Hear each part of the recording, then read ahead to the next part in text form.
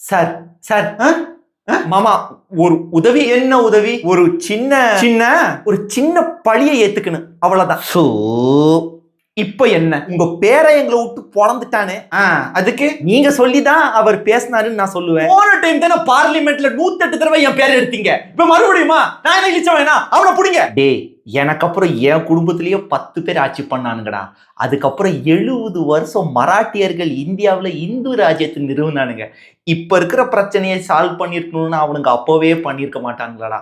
அவனுங்களுக்கு அப்புறம் 200 வருஷம் வெள்ளைக்கார ஆட்சி பண்ணானுங்க. இப்படி இருந்து இத்தனை வருஷம் கழிச்சு ஏன்டா ஏன் குஞ்சு புடிச்சு தொங்குறீங்க? ஏன் சாமான விளையாட்டு பொருளா புட்டு வச்சுட்டான், என்ன பண்ணலாம்? பாகிஸ்தானுக்குள்ள நுழைஞ்சு தாக்குதல், மத கலவரம், ஏதாவது பாலிவுட் ஆக்டருடைய மரணம், பெரிய அரசியல்வாதியோட அப்பட்ட கொலை, நாட்டு சாணியில இருந்து கரண்ட், ப்ரோபகேண்டா மூவி, இப்படி ஏதாவது ஒண்ணு பண்ணோம்னா பொதுமக்கள் நாய்களுக்கு ஒரு துண்டு கிடைச்சா சண்டை போட்டுக்குவானுங்களா? அப்படி சண்டை போட்டுக்குவானுங்க, இதை மறந்து போடுவானுங்க.